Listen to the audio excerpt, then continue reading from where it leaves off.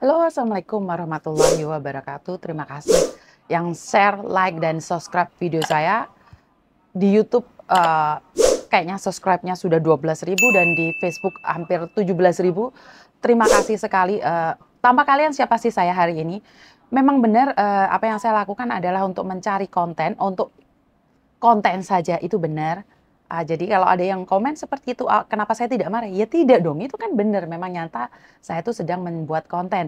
Tapi konten yang bermanfaat buat kalian. Dan saya itu tidak pernah menyalahkan siapapun dalam hal apapun. Apalagi kan kalian tidak tahu. Nah, dengan adanya konten ini, saya harap kalian tidak melakukan kesalahan yang sama di waktu yang berbeda. Jadi konten saya itu memang ditujukan buat kalian yang pingin lebih berhati-hati, yang pingin lebih berpengalaman. Apalagi tinggal di negara Hong Kong ini, yang aturannya sangat ketat sekali. Miss Yuni, kenapa Miss Yuni pinter banget memberikan saran-saran itu? Kenapa Miss Yuni tahu ini, tahu itu? Sebenarnya ilmu yang saya dapatkan itu juga dari kalian. Saya belajar ilmu ini dari kalian, dari pengalaman kalian. Dari orang yang ketangkep polisi, mereka curhat sama saya. Kenapa saya bisa begitu sabar? Ya karena mungkin saya punya pikiran yang luas ya Mbak ya.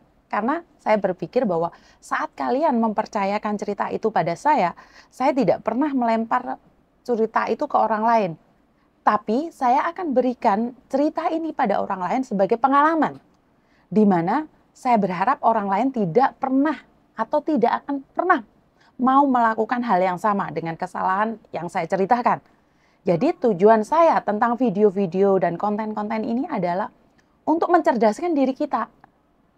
Kalau hari ini saya itu sabar banget bukan karena saya sabar, karena ujian saya itu matematika, IPS, bahasa Inggris, PMP, apapun itu selalu ada tiap hari, tiap saat, tiap waktu. Dan kesabaran itu saya benar-benar diuji saat saya itu benar-benar berinteraksi dengan kalian. Apakah benar saya itu sabar? Itu saat pertanyaan kalian kadang-kadang nggak masuk akal, saat pembicaraan kalian yang di luar nalar. Tapi saya berpikir bahwa satu-satu orang punya kehidupan yang berbeda. Satu-satu orang punya pengalaman yang berbeda. Kenapa saya tidak mau mendengarkan kalian dulu sebelum saya menghakimi kalian dulu? Tapi setelah saya dengarkan kadang-kadang saya pingin gemes banget.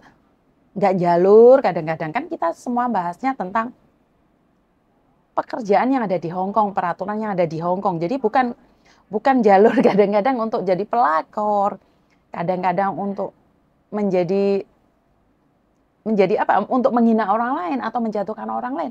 Di mana konten saya memang tidak bertujuan untuk menjatuhkan siapapun ya. Saya sekali lagi, kalau tentang memfitnah, menjatuhkan dan untuk menghakimi orang lain bukan porsi saya, Mbak, karena saya hanya bercerita tentang peraturan yang ada di Hong Kong. Ini yang pertama. Dan yang kedua, kehadiran saya ini hanya untuk menguatkan bahwa tidak hanya sampean yang merasakan itu. Dari komen-komen yang saya terima, banyak mbaknya yang mengatakan, "Oh ya, aku pernah di posisi itu. Aku saat ini di posisi itu." Jadi kenapa saya buat konten ini adalah untuk memberikan kekuatan batin, kekuatan mental pada kalian. Saya tahu kalau tubuh kalian nggak capek, tapi pikiran pasti capek, Mbak. Namanya orang merantau, siapa sih yang nggak capek? Siapa sih yang nggak kecewa? Inginnya kita punya uang, duduk di rumah saja. Tapi sekali lagi itu tidak mungkin, Mbak. Tanpa kita bekerja. Yang pertama. Kedua, saya berharap berkat Tuhan selalu mengalir atas kita semua. Di mana setiap pekerjaan kita jangan pernah lupa bahwa sebenarnya hasil akhir itu Tuhan yang menentukan. Bukan kita ya, maksudnya bukan ujuk-ujuk terus dapat uang besar gitu, nggak mungkin. Semua itu butuh pengorbanan ya. Kayak gini loh Mbak, ada yang bapak sama ibu. Saya dulu berpikir kenapa sih ibu saya tidak pernah menuruti keinginan saya. Kenapa sih bapak saya itu selalu melarang ini, melarang itu. Setelah saya tua sekarang ini baru saya sadar bahwa keinginan anak itu tidak semuanya dipenuhin. Kenapa? Karena ada yang keinginan anak-anak itu berbahaya bagi dia, makanya saya tidak memenuhin. Dulu saya berpikir bahwa saya masih SMP, ibu saya itu nggak pernah ngizinin saya bawa sepeda motor sendiri. Selalu diantar jemput, bahkan saya itu diketawain sama teman-teman saya. Kenapa kamu bisa bawa sepeda motor sendiri tapi diantar jemput, antar jemput? Anak manja.